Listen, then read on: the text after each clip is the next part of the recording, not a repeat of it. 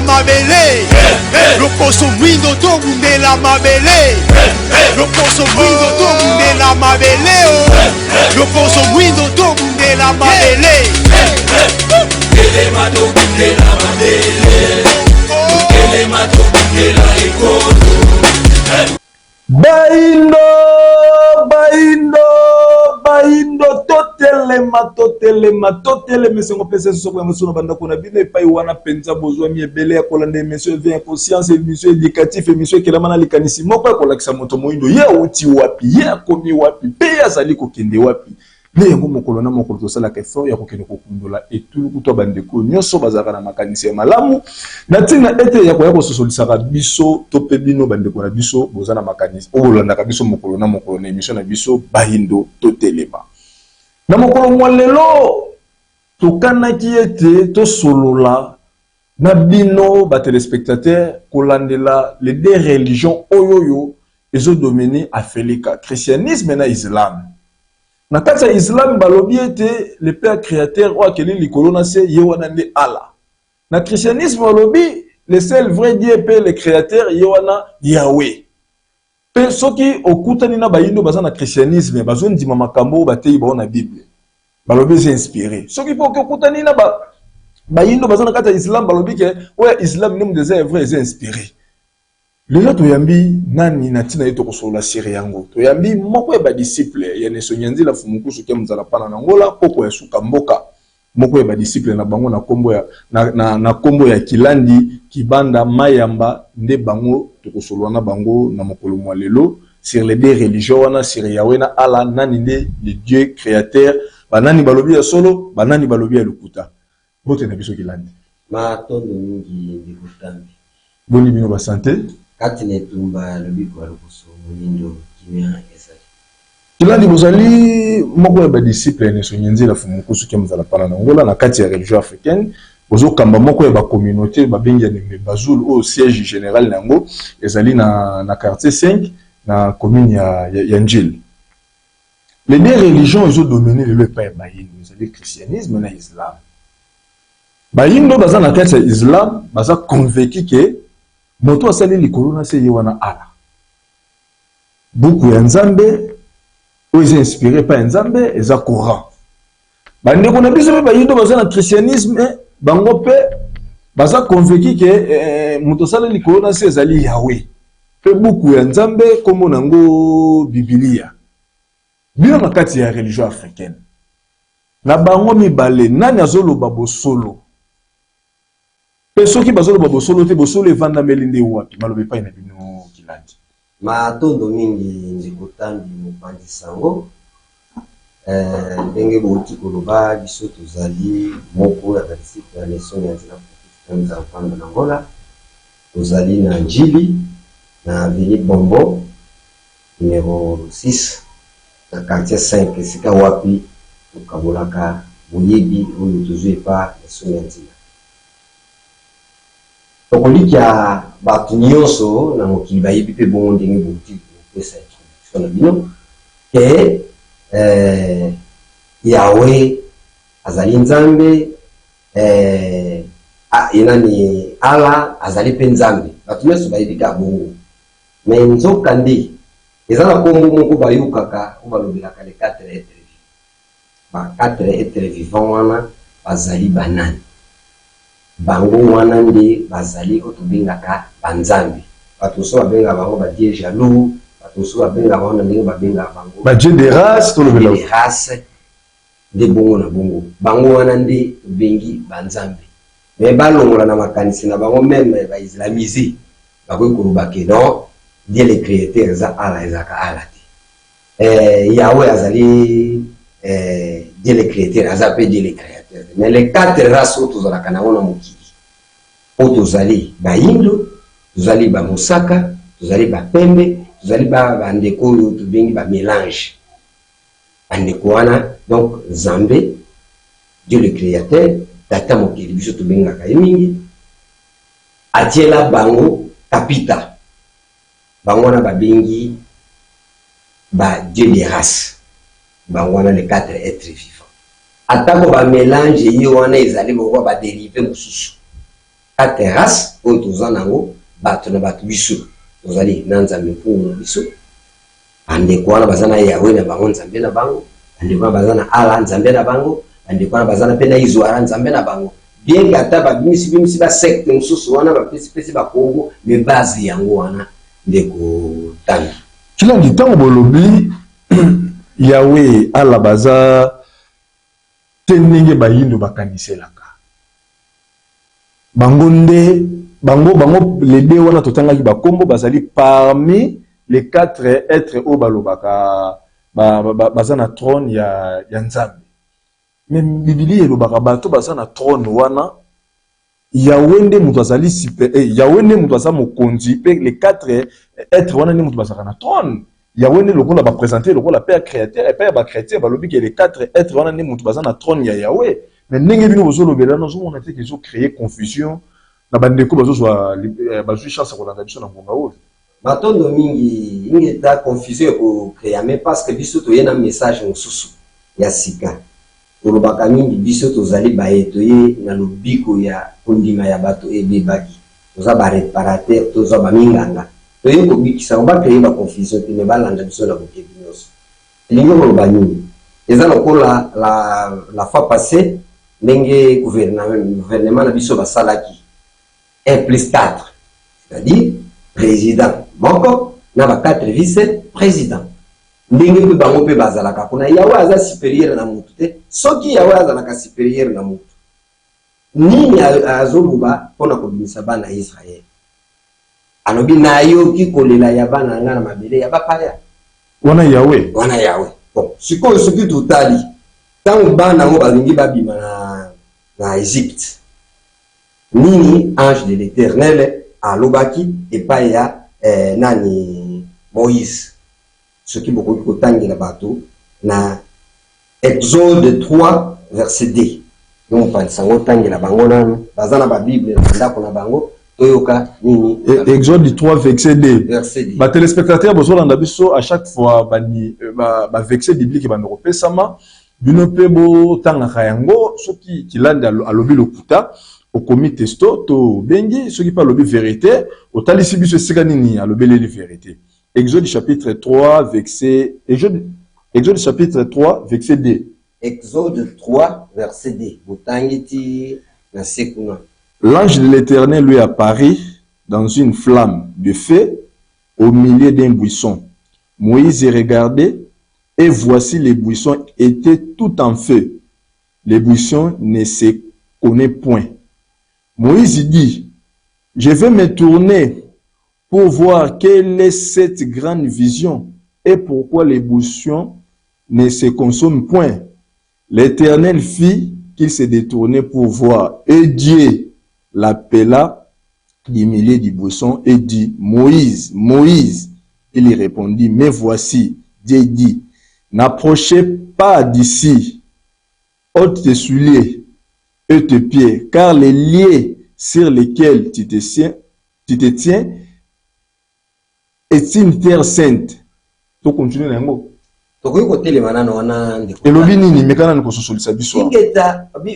de l'Éternel lui apparaît. Tala angelo ya nzambe adimiliye na kati ya moto moko ebanda ekobima ye na kati wana soki olandi lisolo nango azaki na zamba enda ekokima lisolo eza momulai awa na version ndenge opeseleli Moïse azosolola na ange de l'Éternel na ange de l'Éternel abi Dieu wana bazobe yango wana confusion esika ekoti ndenge utuluba est-ce que mon esika confusion l'ange de l'Éternel lui apparaît dans une flamme de feu au milieu d'un buisson. OK. Moïse regardant, et voici les buissons étaient tout en feu, et les buissons ne se consommaient point. Moto wana tango ezopela wana ezate kenetu ba moto neto tia kote isanga moko bo ezozika ngo ezozika te so yazomona ngo lokola rêve moko boyi yango abando ifona azonga na tala nana moto ngo ya ndenge nini oyo ezopela me biloko ezozika te moto ngo ya ndenge nini donc moto moko mystique ndenge ba ngala mususu balobaka nde mongongo ya nzambe bimi wana voici l'ange de l'Éternel ya monaki mutu te amonaki tabate amonaki sosote barubi voici l'ange donc na l'ange yango amonaki nini moto na kati ya moto wana mongongo esaleni ebimi nde abandi kopesa ba instruction ndenge na kende ko bimisa bana Israël so tangi bande ko batangi kuna ti na suka bakoya ko mona instruction oyo bapesa ki ye ordre o bapesa ki ye epa ya ange soki otangi na 22 kuna car la les mêmes versets mais la même verset wana na 22 okoyoka siko chaque femme voilà na 22 Exode 3 22 balobi oui chaque femme demandera à sa voisine et à celle qui demeure dans sa maison des vases d'argent, des vases d'or et des vêtements que vous mettrez sur vos fils et vos filles et vous dépouillerez les Égyptiens. Ah, yoki siko nzambe o bango babenga ka die le créateur. Die le créateur esa ko tinda batu. Ba dépouiller ko dépouiller wana ko prier za ko zwa biloko na batu na désordre. Pe na ndenge na bango ba senga na baninga parce que mabele o bazaki na boungu. Il faut pas bima siko ba kende na terre promise na bango na kana. Girandi, bozo mema biso, botangi biso vexé l'ange de l'Éternel lui apparaît. Bolobi awa wane ba chrétien bandimaka ke ya bazo croire que yawaza le père créateur wa kele likolo na se eza bongo te za fo yango bopesi vexé bolobi que l'ange de l'Éternel lui apparaît to lobani ange wana o ya bimelaki Moïse o apesaki Moïse ordre ya ko kene ko libérer bana Israël yemuna to babengi de Yahweh ye wana parce que eza ba version ba Bible eza ba version ebili awa batangi kombo ya Yahweh. Mais na ba version mosusu parce que ba Bible eza ba sorte ebili au mona batie kombo ya Yahweh. Ye wana kaka Yahweh azali ange de l'Éternel. Dieu le créateur amona nakate azali na monde spirituel amona nakate. Ba ange wana 4 bango wana utilisa ka pour ko kopesa message na chaque race. Ce qui otangi sous Michée 4 à 5. Bah, téléspectateurs, bonjour, la Nabiso. Premier verset, vous pensez qui Exode chapitre 3, verset 2. Exode chapitre 3, verset 22. Vous vérifiez par rapport à Makambo qui l'a dans Zoloba. Vous pensez sous ce verset, il y a mis ça tout, et ni Michée 4 5. À chaque fois, verset biblique, je peux savoir, vous ne pouvez pas bandaku, vous vérifiez Kayango. Bobi misabiso libanda ya débatté. Soki alobi lokuta talisa biso kolobaka te ka sa aventurier te talisa biso sika bo sika bo lobi lokuta. Soki pa zolo ba bosolo talisa biso esika bo zolo ba pe bosolo. Ingeta otangeli bango Michée 4 à 5. Oyoka ndingi. Voilà Michée 4 et 5. Tandis que tous les peuples marchent chacun au nom de son Dieu. Nous marcherons nous au nom de l'Éternel notre Dieu à toujours et à la perpétuité.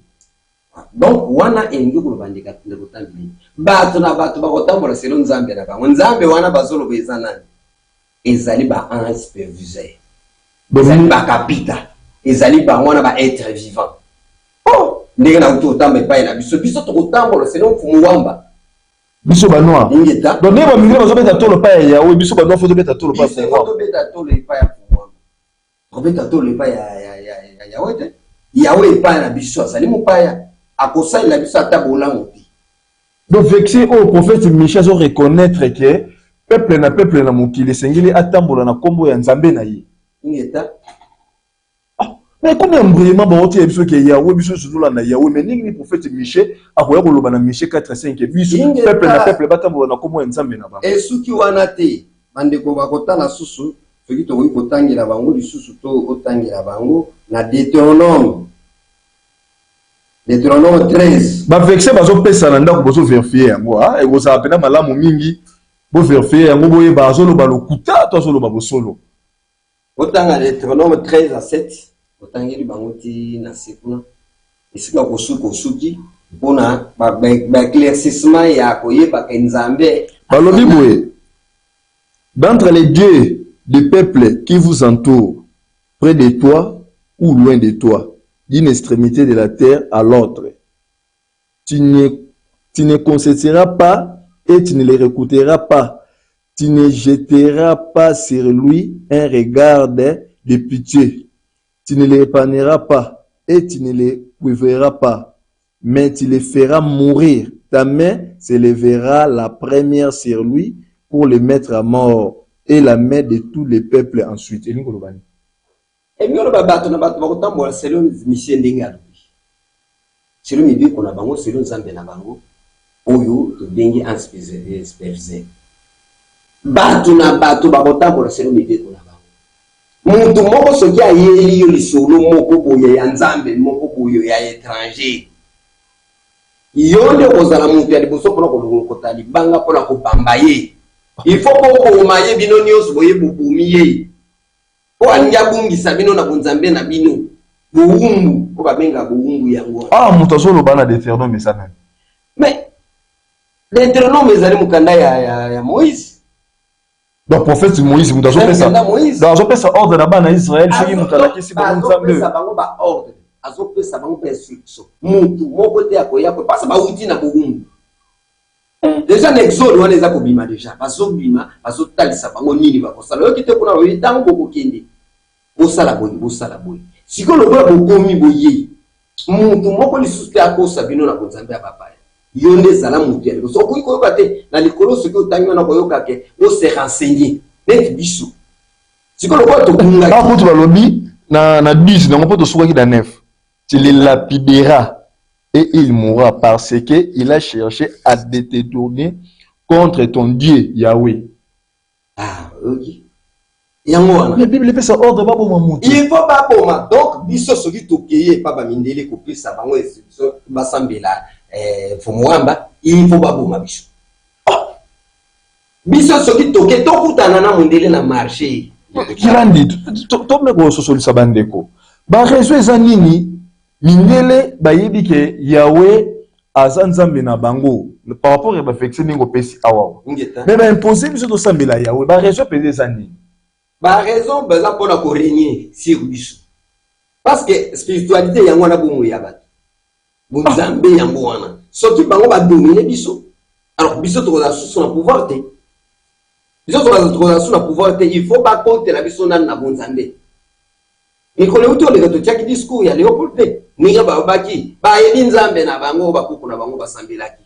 Ba yebi ko koboma. Kovanda na mwasi ya muninga usala boyezali mabe mais bino bo sala makasi bo bulunga bango yango pe basalaki exécuter ordre ya so kilandi soki tango bazolo ba ke Yahweh aza Dieu jaloux logique to lobanini jalousie ne wana eza envers ba être o baza comparable na ye to ningi nipo nazo maîtriser penza Bible Yahweh aza Dieu jaloux de kotambi na ndenge mo baloba ke Yahweh Dieu jaloux mais ezaka ko le président de la République était no ba pesi akamba en tout cas il faut en jaloux c'est pourquoi ozoka même lelo na bomoto boye ozoko ba Rwanda basali boye o ba Uganda basali boye na limite oyo mundele apesa kibiso parce que ba limite tozana mweza ya biso te za mundele c'est lo ndenge bakabola ki mabele na bango na berne alors siko biso pe na bunzambe na biso tozana limite donc ma frontière c'est le peuple spirituel ma frontière ezala ingeta ba frontière ezali ko ko dépasser et sika mabele ya bayino ezali d'ailleurs tozalaka interdit ko ko bala mundele te c'est le peuple spirituel ko bala mundele te donc nenge pe ba recommandaka bana ba israélites ba bala ba ekolo mususu de eza principe moko eza principe moko spirituel eza penza détaillé eza bongo tellement to sangisa ba bonzambe c'est pourquoi dans mélange tango déjà to ben si ordre ba makambo il faut yebeba ordre ni physique to spirituel même physique et baby na spiritualité na physique be fait il faut imona biso tango roi azui baptême et bon na kilo kola masano moko boye mais sikusuka suka tozawa kila ninge zo sala nga somwa na ba vexo pesi awa bandeko nyonso bazolanda biso bayebi ke ye wana ne le père créateur bible esika moko balobi ke azolobaki azali jaloux nazolinga na ye bajalousie wana aza nango envers banani envers baêtre oyo baza comparable na ye ndenge olobaki izwara ala na mfumu wamba to biso babikelamu na ye ndenge bakretien balobaka ke biso oza nde babikelamu ya Yahweh nazolinga na ye bajalousie wana Yahweh azali na yango envers banani. En réalité, de kotambi soki to mutu ayebi bonzambe eza jalousie na ndenge ya mabe. Jalousie na bango ezalaka nini? Bango ne ezaka Yahweh ti. Même fumu wa bakozala jaloux. Na ntango tozobela bakoko ya bapaya bonzambe ya bapaya na kati ya mabela kozala jaloux. C'est-à-dire quoi? Ba limite oyo ba pesa yo okomu komona mutu moko akomi ya kokuta. Il faut telema na ngambo no yebisaki te oyo eza ya yo. Parce que yo oza na limite. Kote ba uta pona na trône ya Nzambe na perke ya te bazana balimite apeti yoko kamba boyi bandia osukia tant que vous ne pas moninga déjà et comme déjà aux autres déjà c'est déjà comme beta comme ça mabe pa ya moninga il faut azala jaloux ndenge ni neta ko ndeko za mwasi na alors baka mwasi mutoko so ane na litoite tant moni mwasi lu so na litoite oh yo ndenge ni ko so na mwasi na litoite c'est ça jaloux ya ko battre les locaux na yo selon les normes selon les principes tout ce que le prophète Michée Azalaki inspiré, ne va toutes les critiques est inspiré de Dieu pour remettre les choses en ordre. Tout le bani, prophète Michée pas Azalaki inspiré, ne va y bise qui ate yaba na Israël qui peuple na peuple sengela tambola na komo nzambe na ye. Ningi atande kotando, mo ni tango ba bini. Okende na o bazo kende siko ba bandi kote ya bango nini ba kosala. Même lelo biso. Tozo bima na boumwa mundeli. Ndele songa ndela azotangisa biso siko ndenge ni tokozalila. Bon, il faut toujours ami beko ya sika. Donc bana Israël peut babana kotanga après avoir obima en Égypte kozo nga pa na bango. Ingeta babana ko kende Moïse atelemisi bango, ayibisi bango siko boyi. Bango pe ba pesier pour ça na bango. Biso pe to koya ye pa ya longi. Parce que to kungaki. Il faut to ya pa ya longi apesa biso ba principe to kotamona awa to boya Bible. To kokende wapi? To kosambela ndenge nini? To kolia nini? To komelane parce que biso to lia ka biloko uta. Tolata kabilo ko uta apoto to sai la kanyo so yuta na miki ya pai siko to sala dingini ninga pe bango bakenda ye pa Moïse parce que Moïse mutaya ko bimisa bango biso pe poto kende pa walongo fumukimba ko lelo boye na musuni azati to kende wa e pa ile songi ntila yende mola kisinzera oyo ninga bango bakenda na kana ko ba uta ki Egypte mais biso na kati ya mabele na biso ba pesa biso na principe pa ile songi nda relaxation de la nini to sala ningini to kolia ningini to komela nini to kukusai mais kila niso bozo lo ba beaucoup ko bangi sabatu soki na bosanité na zoni beka na buku ngo balobi Biblia bolobi Yahweh azoko komibenga azolo bata ko bimisa bana na ye na mabele ya bapaya azako considérer que esika bana ne bazalaki baza bapaya azale Dieu jaloux wana kutu nanu pete bo pengle susu vexé moko ke mutuka zote ya mino ke nzambe bakoko no bebeki te bamba libanga bomaye osali lisumu te wana peka na kati ya Biblia bo ko pesa biso susu vexé biblique ya prophète Michée po azo recommander bana Israël te azotali sabon ke mokili ninge za bo peuple na peuple il faut batambo na komo nzambe na bango mais bango Israël faut batambo na komo ya Yahweh soki eza bongo mais ça susu kana na buku nini makomi moko peka na kati ya Bible obi ke ceci signifie la vie éternelle à connaître toi, le seul vrai Dieu Yahweh, et que c'est lui qui t'a envoyé Jésus. Ce qui, comment interpréter vection en Nigédi, qui l'a dit. Balobi que ceci signifie la vie éternelle. La qui c'est que bon ya seko. Yakoye bayon nzambe ya solo ezali Yahweh. Pe na motinda mina yo kolo Yesu. Donc eli koloba pour mutu a bénéficier na bon moyone seko vie éternelle et seigneli alanda matambe ya kolo Yesu. Mais na nenge bino bozolo belela awa so do bike Yahweh azan nzambe na biso ti azan nzambe ba mindele na ningo pese ba vexer awa ozo mona te ke na bino na ba chrétien na ba oyo ba yela ki biso ba yino makambo ngwa Biblia boso kwa mwe biso makasi balobe pa na bino kilana ingetande ko tanto kambuye mututi ezani awa balimisa ngai na fongola mwa parenthèse moko biso ba yindo biso ba congolais na bien balingi ba na exemple kaka balingi ba réviser constitution na biso est-ce que etali ba Brazzaville très on est makambo na biso na congolais à Kinshasa tango balobi maloba wana yo utikoloba wana ceci signifie la vie éternelle et pas yanani à connaître toi le seul vrai Dieu qui est Yahweh et c'est lui qui t'a envoyé et pas ya ba Israélites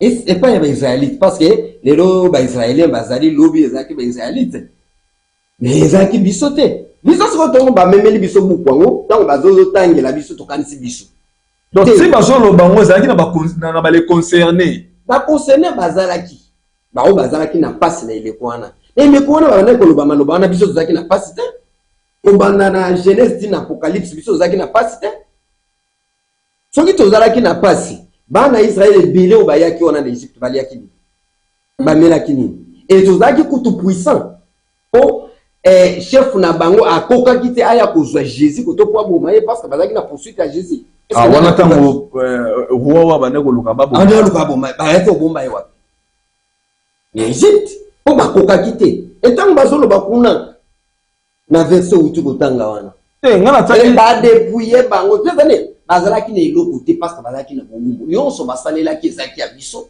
na Égypte. Siko kilandi soko eza bongo. C'est que tout le bani message à Jésus est réservé et pas les Israélites. Et les Israéliens tout le bon. Bon, les Israéliens, les Israélites, ils sont réservés pour pas y bango. On a mis, je n'étais envoyé qu'aux brebis perdues de la maison d'Israël. Ange de l'Éternel apparaît à Marie, à Itsakeni.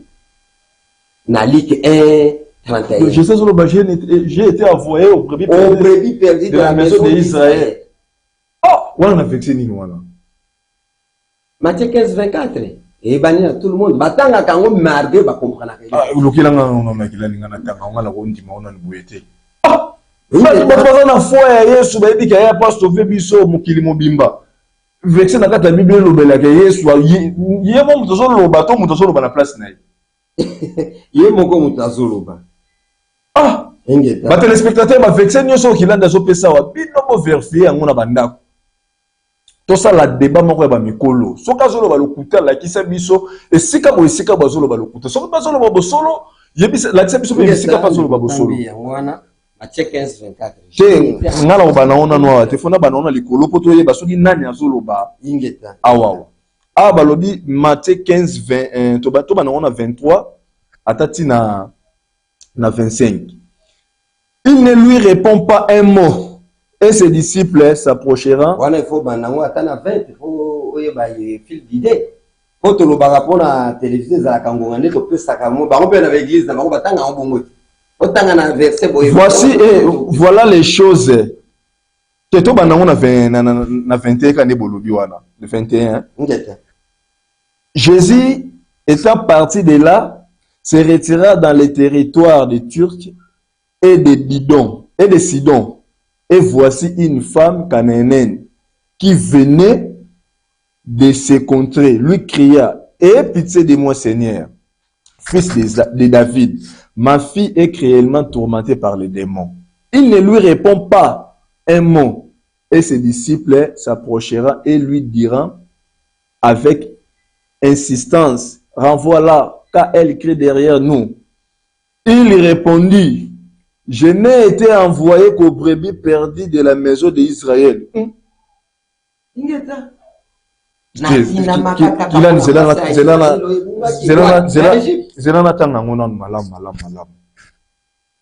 Jésus, étant parti de là, se retira dans les territoires de Tyr et de Sidon.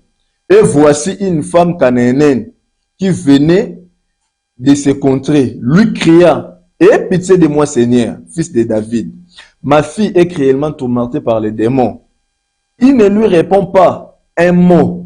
Et ses disciples s'approcheront et lui dira avec insistance, « Renvoie-la, car elle crie derrière nous. » Il répondit à Jésus. Il répondit, je n'ai été envoyé qu'aux brebis perdues de la maison d'Israël. On a réponse à Jésus.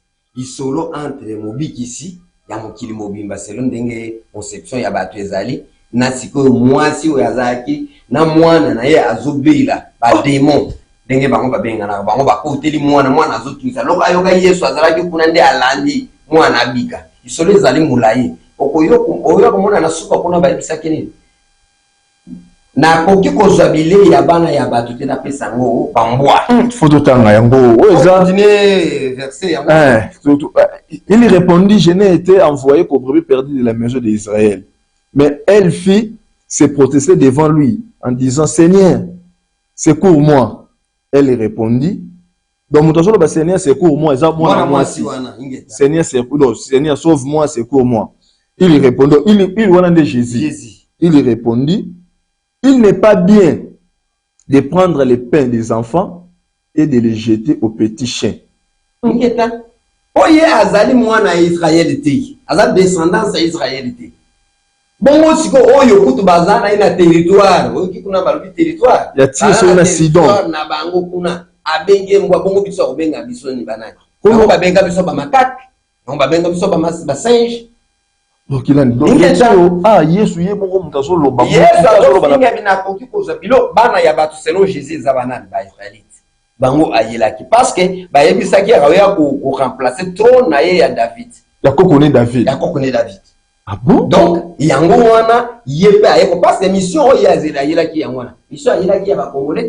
Donc Jésus a respecté mission na yo balaka David bobik c'est Israël wana fuide ya ba reine na ye. Ingeta azo respecter yango parce que oyo ya nango yango wana. Mais lokola bango pe bazalaki na kobunga makasi. Bunzambe pe zalaki kat na batu. Même les autres bateaux, mais les disciples, les disciples, les Seigneur, et pitié de lui, l'obél a été le comment qui s'est. Avec Tiakara, Jésus ne lui répond pas même un mot. Parce que, un dérangement, makelele. Pour ça, parce que, ce qui azalaka, moi, na Israël, mbaramoko. Donc, sans audience, azanan, oh, na descendance ya Lévi, yakanai. Oh, azana descendance ya Gingadi, yakanai. Mbaramoko akobikisa. Donc, femme de Tobanen, bakanen, na biso, tout ça concerné te na makambo etali kombo ya Jésus. Kuna tuzati. Et d'ailleurs, de kotambi, ce qui utangi na 1 Corinthiens chapitre 15 verset 18. Barobigini. Bango nyonso bato bakufi na Christ baza perdi. Kila ndione kozala pena sujet mobima. Awa to vandela na noa. To beti le solo ya Yahweh. Olobi kaza mokili. Mais kombo ya Yesu pe bimi. So to ngi to yeba différence ni ezali entre Yahweh na Jésus. Po na version biso totanga ki malgré na pesi vexé te mais ba ndeko mwa mingi batanga yango pe ba yebi yango et sika bazolo ba c'est lui signifie la vie éternelle à connaître toi le seul vrai Dieu qui est Yahweh. Et c'est lui qui t'a envoyé Jésus. Attends la personne vexée, mais la fébrile est bien. La différence, c'est Yahweh a nani, Jésus a nani. Pour Jésus, on a l'objet que pour les capables tata, faut y a pas nangai. Pour Michel l'objet que battu na battu sambe na bango mais ressemble la kaka Yahweh. Différence, Yahweh a nani paye chose na différence c'est ça wapi. Ingetandi kotambi matondo mingi na opesa ka ba question moko eza précis pour na battu. Question que précise vraiment oyo bato bakoki kozwa bususu balanda kabiso ndenge ndekondombela lobaka sans parti pris batalaka couleur te batalaka monene te batalaka botite batalaka bomengo te e balanda kabiso kwa eba moto alingi aloba nini alobaka nini eza nini ntango bazoyebisa bato soki bato moko meme na baparti politique bokutani bapesi bino instruction etali bino obaki ya monde ezalaka monde entier te monde à l'univers Batouana. Entre différence entre Yahweh et Jésus. Et ça peut dire une différence entre Jésus et Fumukimbaou. La différence c'est ça bongo. Mais si koyo Yahweh a un monde spirituel. Si ko akola tanzoto ya musini po aya kote ya bana ya batu. Yahweh. Lui solo babetaka ke nzamba zo akita. Ingeta. Il faut akota na nzoto ya mwana ya mutu. Akoyiko ya boyita, akoyiko ya lobi na ye. Mais lokola akovanda, akolia akote ya baninga na ye to bato mission ya yeli, il faut incarner na nzoto ya mutu. Ne ayekobota na kombo ya Jésus. Fils de Dieu. Pona nini kaka tangu na baptême na ye balobi likolo esala nini efungwami. Parce qu'elle est ange superviseur, elle est parmi les 4 êtres vivants. Jésus. Donc Jésus est là Yahweh. Yahweh. Tu vois, quand on compte à Mkili à Moussuni, bah, pesi ya Congo wana kosa na mission. Yango baloba ke nzamba tiki kiti na ye akiti na mokili. Akiti na créateur te. Ah bon? Ba batanga ba koya kotanga siku ba kolakisa bango makambo wana nyonso no sibla ndenge nini ezalelaka. C'est-à-dire eza akokita na tobenga ona lingala aye ekat na batu mais tango akozonga ndenge bakazongi likolo lokola ya mapata buiti na kiti na yo na monde spirituel ndia kuzonga kuna avant na kati ya continent na ye na mabele oyo ya yidi ndenge moko pe Fumukimbangu ye wana Fumuwamba. Donc être oya bayindo molimo ekambaka bayindo spirituellement tono balwa nzambe ya bayindo ye pa yaka pe kobota mape na mokili oyo ayaka kobota na mokili oyo siko bato bakoyeba ye bato oyo baza na bonzambe biso toyeba mfumu mbangu te toyebaki ete to bayebaki ete pona nini parce que bato bazaki déjà kubunga eza lokola munganga twali babenga bango bamubikisi bayaba po bato dasi babebi abia te bakoko tikala bongo te yo kende bakotinda parmi les 4 êtres vivants bavandi boyi siko ekoma itourna yo bato na yo petala kuna pe bazaya kobiba yo sala nini kende donc tolo baboye walongo fumuki mbangu ndenge mokonzi na bino l'inspiration bazwaki bakomi kobengelela bango bakomi kobengelela bongo ezali niveau donc niveau ne ezali niveau yo fumuki walongo fumuki mbangu azokuma yango wana ezali ka lokola ko mukile bana kobenga Simon papa Kimbangu boya penza religion africaine boya penza boya na kombo ya mfumu mukili momelandi komi ezali niveau azokuma lelo bokomi walongo fumuki mbangu ingeta niveau azokuma niveau walongo fumuki mbangu walongo fumuki mbangu hilandi tolo banini yepe le même scénario et salamaki pa babindele yawa tiki kiti na trône na ye akitsa ya botami nde bobengi kombo ya Yesu yango Yesu so beta tolo ke moko te koleka pa ya tata okoleka te sanki aleka pa na ye donc biso pe nzambe na biso bayindo o maki kombo nani Fumuwamba ni nzambe na biso bayindo ye patika ki petite na ekibokonzi ayepe kobota ma awa na mokilo biso muzali nde babenge walongo fumuki mbangu eza bongo ye ko incarner nzoto wana kolata nzoto wana o avanda na bino asolo ana bino atalisa bino siko pona nini bayaka même kwa accompagner même na miracle o eba puissance oyo eloko kwa kosala te yo eloko kwa kosala te mais ya sali yango bobedi esete na mutu ka akufite alelite eloko te nani masolo to yoka batia na kati ya tono ya si na tono ya si de akufite eloko te parce que ça na niveau moko te na bino bino bomona nzoto ya musulu ala musa soki plus de 140 bibembe boy parce que na dimension supérieure c'est pourquoi même lelo soki okikombo échanger te fumuki mbangu ya ye walongo fumuki mbangu ya ye mais Simon ezaki ko elegeli même Jésus peut-être wa botamaki ba memaki ava banda mission na ye amemaki na ba principaux sacrificateurs nana memaki tata na mama na parce que ndo sambela kuna mais abanda mission na ye wapi kaka na bango tango abanda ikote ya kaka na bango kilandi ni bokolobia nzambe bayimba kitaki bolobi ke mokili eza na père créateur moko mais banzambe nde ebele chaque race aza na nzambe na ye ne prophète Michel obaki na Michée 4:5 chaque peuple marchera au nom de son Dieu. Déjà bon. Biso bolobi biso nzambe na biso komone nani? Muwamba. Ye muta yaki kobota na mokilo na kombo ya walongo fumuki mbangu. Déjà bon. Aba mindele bolobi yawe aye kobota na mokilo na kombo ya nani? Ya Jésus. Bongo siko pa po toza 4 races.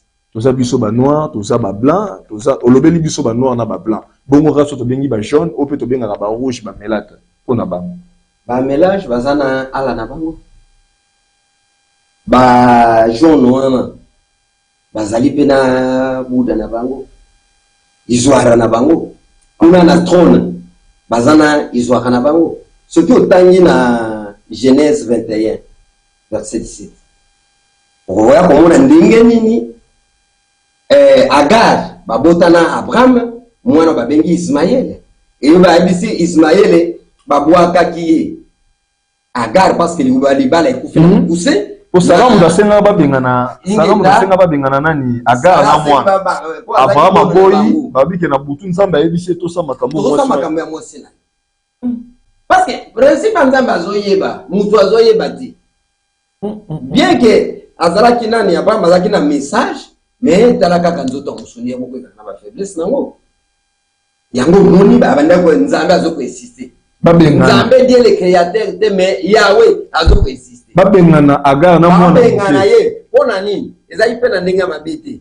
po basali ba créer déjà race intermédiaire et ko vanda soso na bango te na milito il faut pas que de ko vanda donc mwana Abraham azalaki ni mundele ni mutu mwindu et d'ailleurs yepe kuna mageba eza ba parenthèse kaka akenda ko zila mwasi wapi na Egypte c'est tout comme on a ko bala la race intermédiaire wana il faut bâtir la Yesu ange o faut abattre la ye na génération na progéniture na ye ni so pas bazala na yango ange wana yebisaki Agar ke na kokomisa mwana koko ya bakoko avant d'aka na désert wana C'est pourquoi mon na fait ndenge autour na mutuna des faits physiques nango il faut pas récupérer ma bille.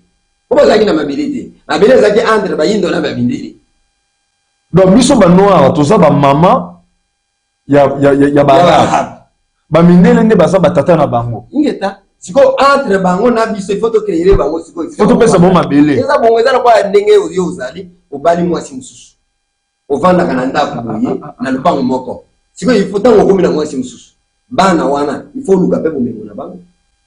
Bon ça venir na bango. Donc division ne sonyenzi la fumukusu ke mzala pana Angola. Mokonzi ya religion africaine faut femme. Tanga lobanga ke batu na batu balanda nani basambela milimo na bango. Basambela milimo bakoko na bango.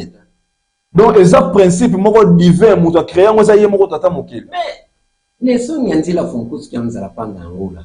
Bazali parmi milimo wana ezali succession. C'est pourquoi zote ya makamo bazo comprendre te. Azali omba moni abotami na ndenge makusu te. Wana ezali nzoto libota liponami. Mais azana mission oyo fungimba wazala kia wala fungimba wazala kinango. Donc molimo wana yango wana. C'est pourquoi makambo azoloba azote ya bato bazomona ngo etat bamsu ba ko aussi pour tango te. Bamsu balobi aye ko bungisa biso bamsu ya solo papa ya. C'est comme ça. Nini balobaka batu na bato sengeli babela milimo bakoko na bango nzambe na bango mais si ka prophète Michel zo loba wana que chaque peuple marchera au nom de son Dieu mais to komi komona coïncidence zo que ne ko kutana c'est comme si message wana vexé wana ezo ko appuyer maloba o nyonso mokonzi ya banganga ngunza le sonyanzila ya religion africaine baloba ya zali kwani babinga ne sonyanzila Neso nyanzi ya ngoro bani. Mula kisinzela ti. Mutu alakisa bato zila wa yebi yango. Ayebi awe za ka deviation, awe za ka awe asala kabui. Yango babenge neso nyanzila. Ezali ba titre o azozo selon musala wa yena. Selon mission azana. Selon mission azana wo. Neso nyanzila. Donc mola kisinzela. Oyo bato babungisaki. Ah bon? Ingeta. Soki otangi tant Moïse bakutana kina ange wana ayebisaki ni et donc ayebisa bango je suis le Dieu d'Abraham Isaac et de Jacob parce que à partir ya bango basali noyau basali bota liponami na bango donc biso ça so bana Israël fait do sakaboy donc na ndenge ni parmi les 12 tribus d'Israël biso oyo mais balobaka biso ça ba israélien spirituellement bon la spiritualité kuna oyo a représenta kabiso ezali fumuwamba oyiba eza yawete yawe bazali tolo ba collègue les monde a présent chez le mon collègue na ezali présence à sasu akeba kutana na no réseau akeba en cadre ya collaboration donc tu nous on a bon physiquement spirituellement pesa bongo eza mateo totanga na vuvamu eza na lite ya mobimba wana bokonzi ya likolo katamukili ya mabele oyo donc il y a si ezali bongo ezali ba principe penza o ezali ke mutu akoki esengeli alanda ndeko tambe moni ezali passe mingi ko bungisa mutu na spiritualité kutu bungisa mutu yebise kutu ke avanda no awa vande na sema ekiti ezala ke me ko bungisa mutu na spiritualité eza ko boma mutu dipela mais nous ça langa malili ba vection bo pesia so ki dobi so ki na mutu na mwa lomba ko kelanda ko rappeler moi ba vexé ngo pesa ki Deutéronome combien Deutéronome 13 otangi 7 akita pori soliza mulaiza pe clair donc 7 tina 10 11 to 12 wana lobeleli atana mwa maloba bongolo bango lobeleli nini Deutéronome 13 wana bolobia soki omoni mutu ayeli yo kunzambe Deutéronome 13 wana otangi ka obandika kana 7 kita omoni mutu oyo ayeli yo kunzambe oyo bakokolo bayebaki te sala mutu ya liboto yoka ekutu te et puis na suka à part ko bengana ye me balobi kutu ko bengana te na suka balobi zwa libanga bomaye batu nyoso baya ko bomaye walinga bunisa bino na bunzambe na donc ça danger kolanda bo bunzambe ba paya très dangereux kutu très dangereux wana na Deutéronome fexé muso elandaki Michée 4 à 5 batu na batu batambola selo bunzambe na bango mais bango ba kotambola selo Éternel na bango ya Israël Exode, Exode 3, verset 2. Mais l'ange de l'Éternel apparaît à Moïse. Donc, Moïse, c'est père créateur. Et ça veut dire mon quoi ange père créateur. Père créateur spirituel. C'est comme milimo ya tambola kana ngo isali ebele. Ngana yeba katende ko. Bon, les musulmans se sont rappelés ma vexé on a pas ça dans la conversation sur le semaine yango monde. Après boko ba vexé à Jésus-Christ ou azo lo ba keza malamu te ko zo lo perdu de la maison d'Israël. Matthieu 15 24. Bino ngobandaki yango so bango ba banda ngo sipona. Donc Matthieu 15 20 si na 25 même na 29 bakoya komuna réalité sur divinité wana ndenge ni Yesu azuluba. Ngai ndo bani ende kotana.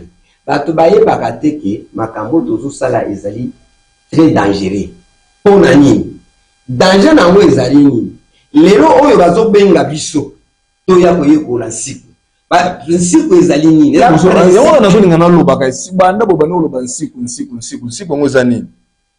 Nsiku ezali mateya oyo ezali principe kaka bango lokwa banga français mingi ezali principe ndeko na ngai ya kilandi bolibisi moko kuta ba message côté les libiso awawa bandeko batuni tangu bozo boyisisa biso bible message nini boyeli biso maintenant domingo ay kaka na fili côté na ngaki na luba message to yeli bango batanga siku ya sengulu anza eza nini siku ezali na extension nyonso ba bisika nyonso oyo vovamo ezali centre spirituel les droits africains ezali sika ba oyo ko la bonzambe okende l'esprit oui au kosambela bien sûr mais kinde na mutuna yo ozwikaye etanga makorfeli le botambi siku ezali boyebi ya mokili mebeko oyo bato bakotambola nango na kati na mokili ndenge bazwaki badi commandement na epoke ya Moïse wana biso pe ifoto zala nango wanongo fungi manga baki longi akoya ngali moko na kozala kati na ye longi deja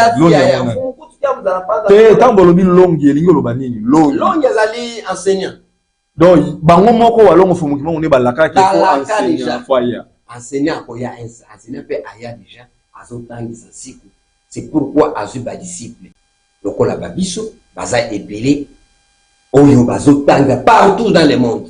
Donc ba disciple baza ba ngangunza na bino ba ngunza bilandi ba mfundisi pe bazali ya bibonga ya bokeseni bazali batangila biso principe po koya ya kwatulendo tango koya siko yo muto yebaki ba principe te on bezala très merci yelandi bazo sele zo chité na soka émission tambo lobi nsiku ezaka ka bayindo banda mukile banda ba mutu ba yemi nsiku ngo to pe ba race mususu pe ba yamba pe nsiku ingeta ndiko tambi ba race nyonso oyo babungaki bayambaka nsiku siko biso tozo benga non eza matière ya père créateur à réserver donc atinda kango soki ka peuple moko ninga bungi na kati ya moko étape ya vie o bato bakonetaka okei na nzela moko bungi bato nyonso babunga nzela bazongaka même ba Moïse wana tango bayaki mibeko yango ya loi ezaki na temps ya sacrification temps ya loi ezali ya loi ya Moïse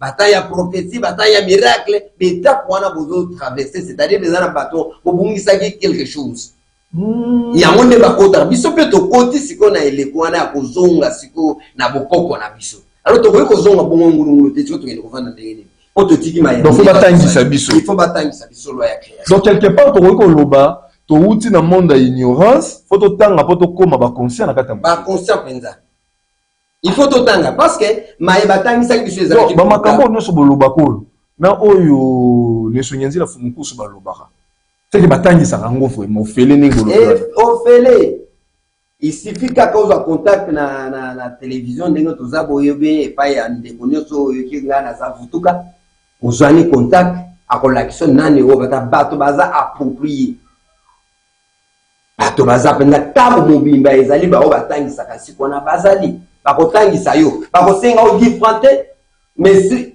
kaka bapesa yo boyebi parce que tozalaki ya kubunga makambo bayebisaki biso lelo ndeko tambi komona bato tala kaka ndenge mutu azokanisa ke yawe bazolo na ba verset so babonaki mukongo na ye bamonaki lokolo na ye abunda ku na Jacob so na bosani te Jacob na ozomona est-ce que nzambe yo mutu banda oza conscient ndenge utulu bana okuko raisonner que nzambe tata mokunda na mutu tala mukili asali biyebi mona nakana biyebi mona nakate asali ngai na yo moto asikela biso kiko yo yebisanga yo kendo kubundane Kilandi nya soto kusisa na mokolo moko te to promettre bino ba téléspectateurs forme télévision ba sujet bolanda ka biso nakati ya mandaka na biso ba indo to telema oyo mokolo na mokolo to noyela bino ba sujet oyo ba nokosala ete esosolisa ka bino na biteni oyo ba makambo we ba kite Kilandi to bendi suka na moi 1 minute nini bokotalisa bandeko na ba oyo ba ko croire que ala yo wana père créateur Yahweh yo wana père créateur vie éternelle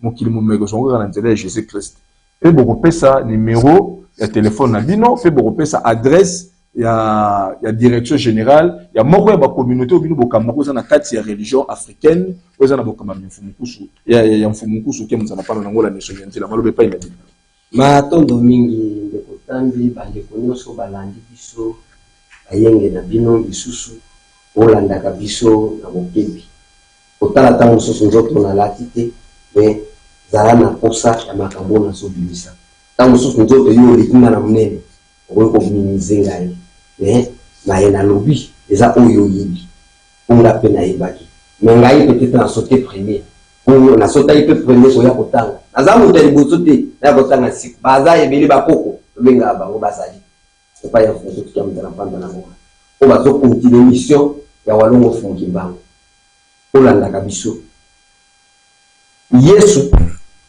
azali ye wana Yahweh wana eza baenseignement ya likolo ntango mosusu okomprendre te mais na mokuse toyebisi yo kaka bongo ayaki na mokili mpona kote ya bana na ye ya Israele tumungwamba ye wana walongo fungi mbango lelo tozomona mission na ye eza kokuba epai ya mokusu ya mzala mpanda na ngona mission na ngo ezani ya kozongisa moyindo na esika oyo abungela pe ya kolakisa nzela oyo ya kolanda lobi po oyindo akoma pe mutu asala bengundu oyo kokabusa mukili mobimba oyo ya kokomisa mundele moyindo akoma nini mundele na poso te na makanisi na tango to kokoma siko kozwa bana musala ya mindele o ezalaki na eleko wana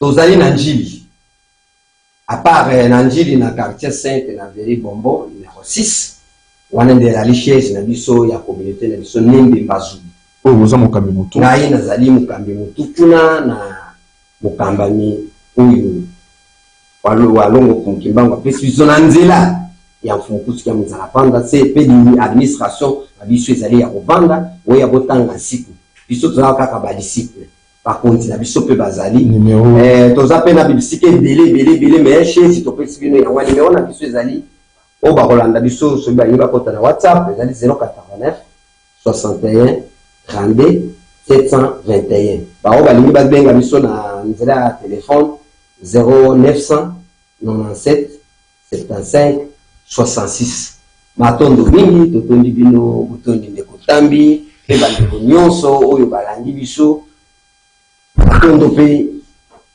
boyoki malamu émission na bino matondo mingi na bino ba téléspectateurs bozwama ki penza ebele ndenge tolobaka na ebandeli émission ete émission objectif ezalaka kolakisa moto moyindo nini oyo ayebaki te tolobelaki si Yahweh na Allah ndenge Biblia etalisi biso baza ba père aza père créateur na ndenge pe koretalisi biso Allah aza père créateur Kilandi kibanda ba lobi moko ya ba disciple de sonyenza ba bité Yahweh azali moko ya ba ange superviseur o aponamaka pa ya père créateur po akamba peuple moko na kati na mokilo to bengi na race blanche ba mindele ndenge moko pe Allah azali moko ya ba milimo o eponamaki azala ange gardien to protecteur ya bana ya descendance ya Ismaël précisément ba arabe bake musika balobi batu na batu bazali na nzambe na bango mais père créateur azala kaka moko alobi biso nzambe na biso bayindo kombo na efumu wamba